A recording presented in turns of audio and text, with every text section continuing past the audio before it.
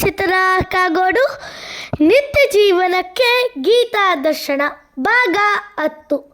ಸಂಜಯ ಉವಾಚ ದೃಷ್ಟಾತು ಪಾಂಡವಾನೀಕಂ ವ್ಯೂಢಾಂ ದುರ್ಯೋಧನಸ್ತದಾ ಆಚಾರ್ಯಮುಪಸಂಗಮ್ಯ ರಾಜಾ ವಚನಮಬ್ರವೀತ್.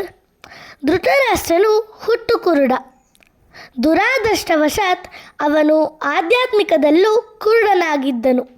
ರಣರಂಗದಲ್ಲಿ ಏನಾಯಿತು ಎಂದು ಕೇಳುವುದರಲ್ಲಿ ಧೃತರಾಷ್ಟ್ರನ ಉದ್ದೇಶವೇನು ಎಂಬುದನ್ನು ಸಂಜಯ ಅರ್ಥ ಮಾಡಿಕೊಳ್ಳಬಲ್ಲವನಾಗಿದ್ದನು.